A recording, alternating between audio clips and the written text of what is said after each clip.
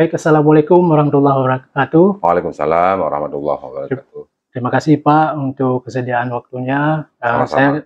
Kebetulan saya ada tugas dari pendidikan calon guru penggerak ya untuk modul 3.1 yaitu pengambilan keputusan berbasis nilai-nilai kebajikan sebagai pemimpin di sekolah ya.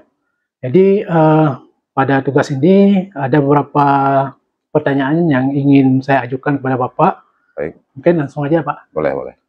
Oke, untuk poin yang pertama ya Pak, selama ini bagaimana Bapak dapat mengidentifikasi kasus-kasus yang merupakan dilema etika atau bujukan moral? Ya, identifikasi kasus di sekolah itu kan tahapannya diadakan refleksi ya setiap mingguan, bulanan, dan semester dan tahunan. Dari situ kita mengetahui tentang persoalan-persoalan yang terjadi di sekolah. Itu. Berarti melihat kasus-kasus yang ada di sekolah. Ya, dengan refleksi ya, kita utamakan refleksi. Baik, untuk pertanyaan berikutnya, yang kedua ya Pak, selama ini bagaimana Bapak menjalankan pengambilan keputusan di sekolah? Jadi terutama untuk kasus-kasus di mana ada dua kepentingan yang sama-sama benar atau sama-sama mengandung nilai kebajikan. Iya, kita yang pertama kan menganut azas musyawarah ya, kemudian menentukan skala prioritas, mana yang lebih penting, mana yang lebih di antara yang penting, ada yang lebih penting, itu dulu yang kita selesaikan persoalan yang terjadi. Baik, untuk langkah-langkah atau prosedur seperti apa yang biasa Bapak lakukan selama ini? Ya, yang pertama kita sosialisasi ya setiap kebijakan yang ada di sekolah, kemudian kita implementasikan dan evaluasi dan monitoring, terakhir kita tindak lanjut untuk perbaikan selanjutnya ke arah yang lebih baik. Oh gitu Pak. Baik, untuk pertanyaan berikutnya, yaitu hal-hal apa saja yang selama ini Bapak anggap efektif dalam pengambilan keputusan pada kasus-kasus dilema etika, Pak? Ya, yang pertama kan teamwork itu penting sekali ya, internal kita memberdayakan segala sumber daya yang ada di sekolah untuk menyelesaikan setiap persoalan yang ada di sekolah. Berarti teamwork ini kita berdayakan. Baik, untuk hal-hal apa saja yang selama ini merupakan tantangan, Pak ya, dalam pengambilan keputusan pada kasus-kasus dilema etika tersebut, Pak? Iya, setiap dilema kan pasti ada tantangan ya. Namun dalam kita mengambil keputusan itu kita utamakan musyawarah dan semuanya akan ada solusinya. Oh, gitu, Pak. Kemudian, apakah Bapak memiliki sebuah jadwal, misalnya jadwal tertentu dalam sebuah penyelesaian kasus ya, dilema etika, apakah langsung diselesaikan di tempat atau mungkin ada harus mengatur jadwal lain, misalnya ada merapatkan dengan tim-tim untuk membicarakan kasus-kasus tersebut dulu? Ya, ada kalanya yang sangat urgen sekali, sangat penting sekali, mungkin harus kita responsif ya, namanya menghindari terjadinya merebaknya persoalan yang terjadi. Namun secara berkala kita tetap ada ya, seminggu sekali, sebulan, per bulan, per semester, dan per tahun untuk kita lakukan evaluasi. Biasanya kan ada hal-hal siswa ini kan ingin ada olahraga tertentu misalnya, dalam hal untuk anggaran kan nggak disediakan, itu bagaimana Bapak mengambil langkah cepat? Yang pertama kita minta restu orang tua, wali murid, dan minta dukungan dari pihak-pihak lain, donatur, untuk membantu kegiatan kita. Itu sudah pernah kita lakukan juga. Seperti itu. Pihak-pihak yang kita tawarkan, mereka membantu untuk keberlangsungan hal-hal yang tidak ada dalam anggaran di sekolah.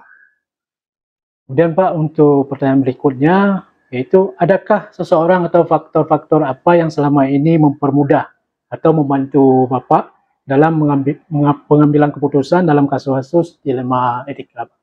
Ya, karena kita menganut dengan pengembangan komunitas berbasis aset, ya, kita unampalkan dulu kekuatan internal kita. Nanti kita dibantu oleh pemerintah sekolah, ada pengawas pembina, ada kepala cabang dinas. Intinya setiap persoalan kita selesaikan dengan sumber daya kita dulu. Sumber daya, berarti aset-aset, memanfaatkan aset-aset yang ada di sekolah.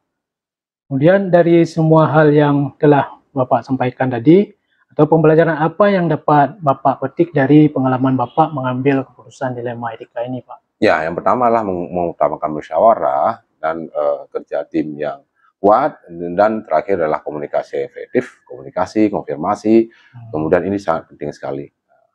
Bagus sekali Pak, ini dari beberapa pertanyaan yang sudah saya ajukan tadi. Ya. Ini untuk menambah pengalaman saya juga Ya, pribadi untuk bagaimana hal-hal dalam pengambilan keputusan di sekolah.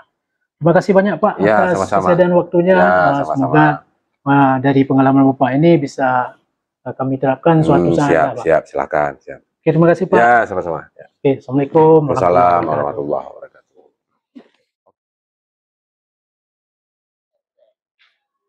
Assalamualaikum. Waalaikumsalam warahmatullahi. Apa kabar Bu Eli? Baik, alhamdulillah sehat. Gimana Pak Wan? Alhamdulillah sehat Bu. Gimana Bu? Ada waktu sebentar, saya ingin ada tugas sedikit dari CGP. Boleh, untuk mewawancari Ibu. Boleh, siap. Yuk, ke ruangan Ibu aja. Boleh Bu.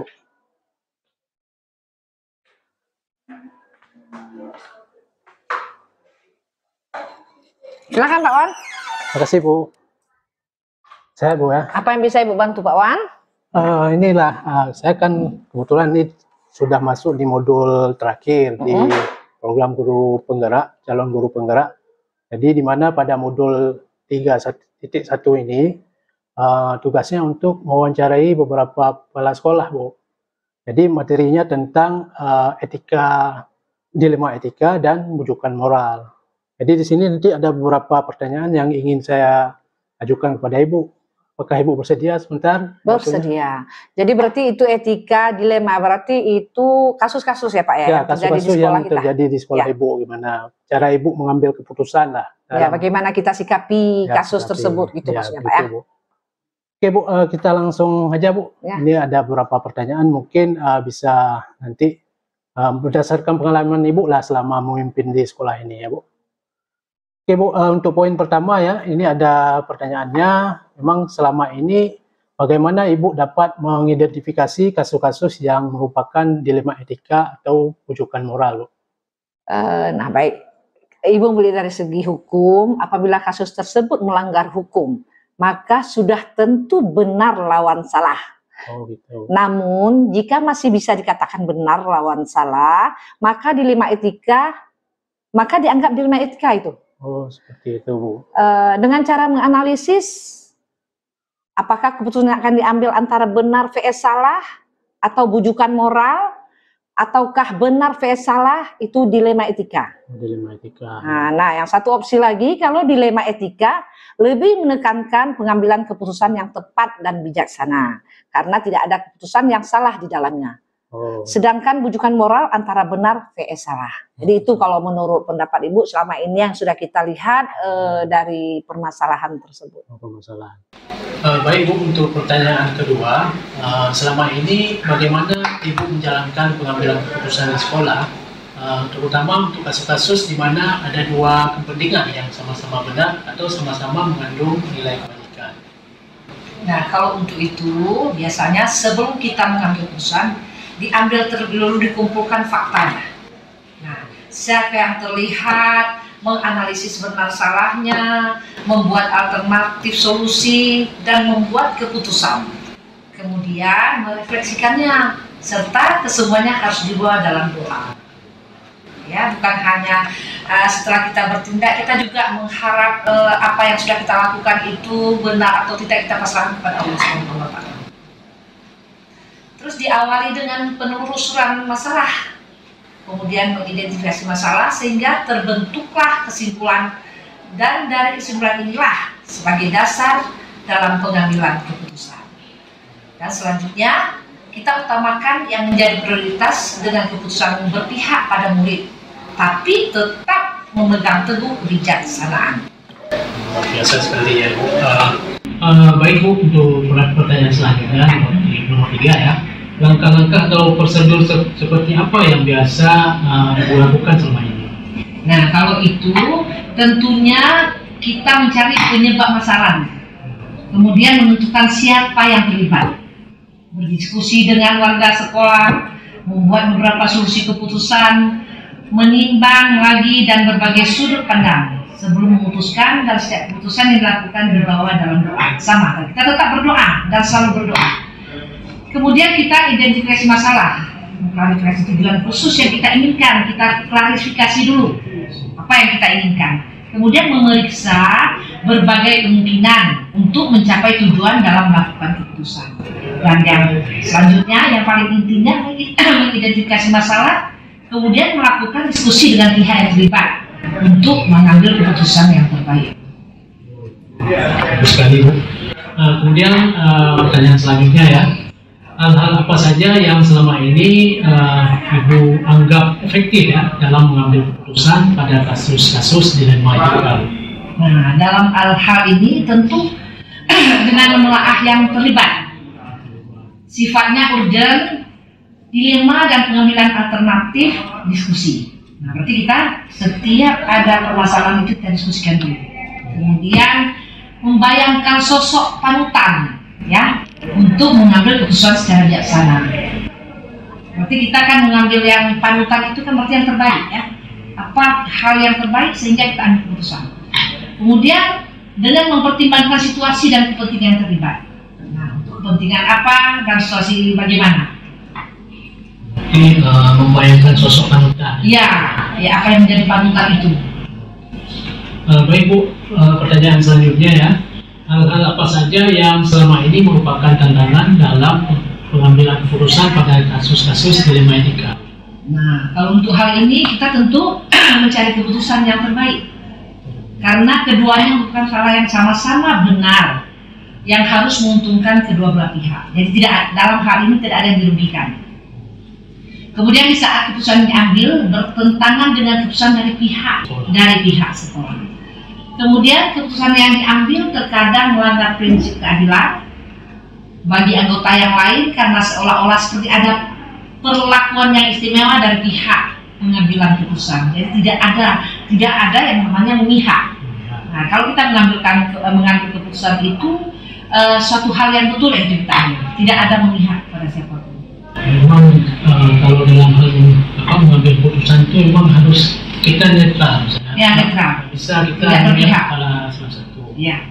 Jadi karena kita mencari yang benar, ya, bukan berarti kita sudah menentukan siapa yang benar, tapi kita melihat dalam situasi itu kita lihat siapa yang benar dalam permasalahannya. Bukan kita sudah mengambil sendiri keputusan bahwa oh yang ini yang benar, kita nggak tahu masalah sebenarnya. Berarti dalam sekolah ini kita nggak ada ini adik kita atau anak kita nggak ada, dan kita harus apa yang benar itu yang kita. Baik, untuk pertanyaan berikutnya ya, apakah Ibu memiliki sebuah tata cara atau jadwal tertentu dalam sebuah penyelesaian kasus dilema etika ya? Apakah Ibu langsung menyelesaikan di tempat atau memiliki sebuah jadwal untuk menyelesaikannya, untuk prosedur seperti apa yang Ibu jalankan? Nah, jika masalahnya biasanya maka langsung kita putuskan.